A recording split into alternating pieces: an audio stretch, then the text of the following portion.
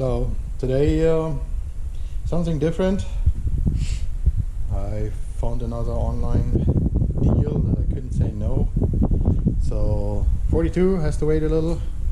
Next time I show what I did with the front clip, but 93 W124 Mercedes 2.8. It's a newer M104 engine with dual overhead cams.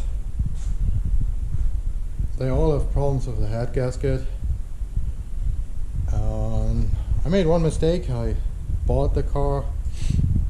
It had a little oil and water, which they all have. It had the normal head gasket leaks on the side of the block, here on the exhaust side, which comes mostly from the oil passage here, being pretty close to the water channel.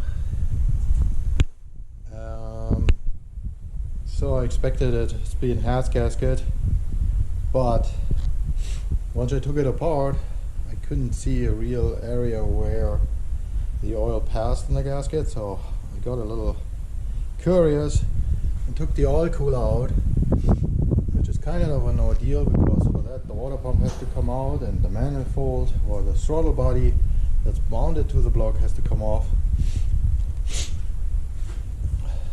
And yes, oil cooler looked good to the moment that I pressure tested it, and I will put a clip on it. There was a tiny bubble coming out when I put more than 30 psi on it. So it's got the head. Yes, I don't take the cams out. I don't remove the manifolds because this one was running good, didn't smoke, and I just want to get it running. So I don't see a problem. This is a low mile car that has been sitting because of the oil problem, and that's about it. So I will put the camera on the side and show you a little how I put it together, and hopefully by the end of the day it runs. So we got the new head gasket on. Everything obviously was cleaned before. Clean out all the straps, blow it out that there's no oil sticking in it. Same with the head, clean it all out. Do it better twice than one, not enough. Let's see if we get it on there.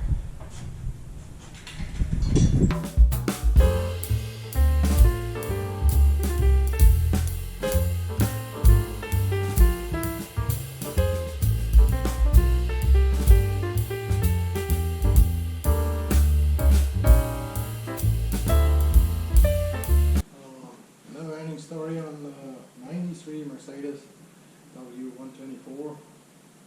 I kind of messed up, said it easy in the video, just a head gasket and an oil cooler and we're fine, and I don't have to do the valves. Yeah, spoiler alert, I can't kick myself.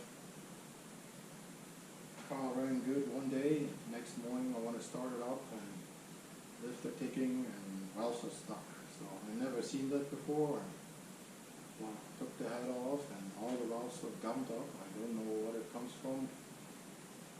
What should have happened in these 5 or 7 years that the car was sitting, but I had to let them all in, clean them all, new valve seals, got all the lifter cleans, flush the oil, had to do it all again. So in the end I should have done it right away, but I thought I got a cheap head gasket, wanted a brand, but it didn't come with the valve seal, so I'm like, hey, that ran good before, why not just doing a head gasket? And no, learned my lesson again. Well, I've got it running now. I got some clips of the first time when I was pretty clear that I just do the head gasket and it will run. Why shouldn't it after it ran before? And then there is a time period missing where I kind of regretted what I did. Ordered a new head gasket, ordered the valve seals, and rented it again. So I got a few clips of doing the valve seals and lefting the valves, putting the head back on, and this is where we are. So now I'm happy for a low mileage W124 2.8. Yeah, hope that's my daily or my shop daily. So, yes, trying to piece together what I have in footage. It's basically already a spoiler alert that even that I start at gasket and we're fine. We start over again. Have to do it again.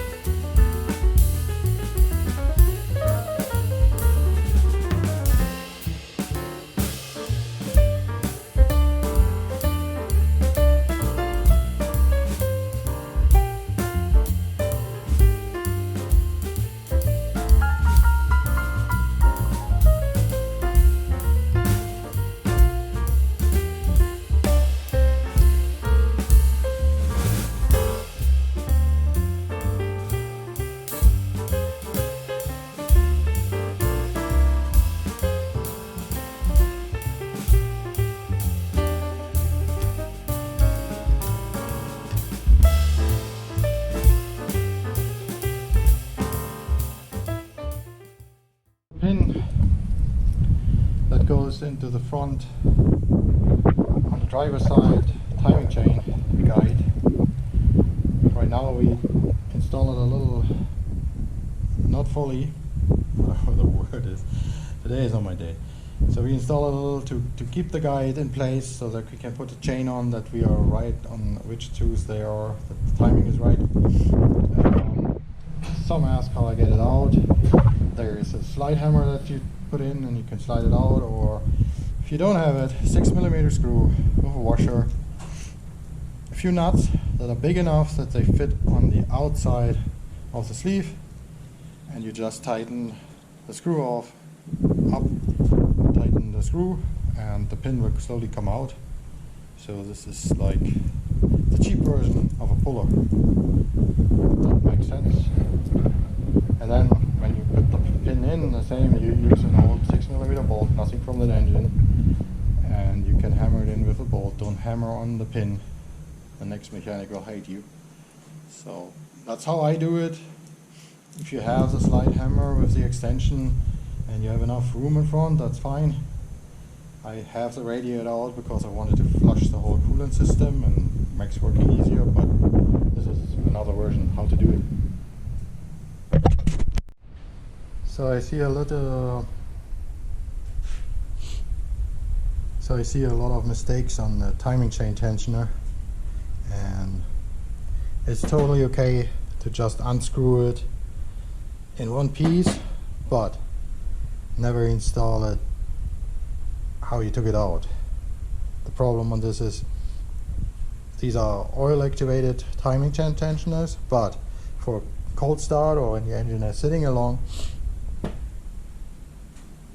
there is a clip here that will hold this pin in place. It will not let it slide back and loosen the chain again. So if you remove the timing chain tensioner, this pin will come out, will sit somewhere here. Normally, you can test it, it should not push back in. This is the safety for every cold start. Every time the timing chain gets more loose, it can, well, with the oil pressure, it can extract more, but it has no chance to get back. If this ring is damaged, you should get a new ring or get a whole timing chain tensioner. You need the function that the pin can't go back, otherwise you start with a loose timing chain, and that could end in skipping the timing or even damaging your valves or whatever will happen. So take it all apart, clean it, try it, push it in, and you will hear clicking noises, and try to push it back.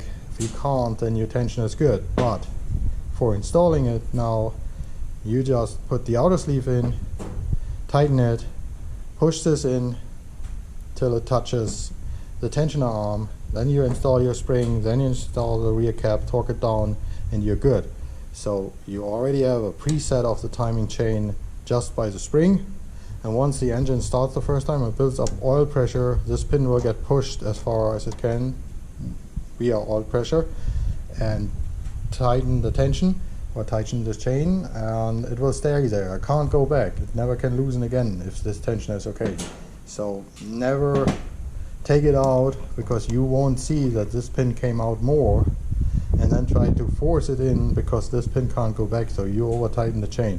You might not feel it because this is a pretty fine thread, but it will most likely damage your chain, or later you will have too much pressure in it and you will have damage later.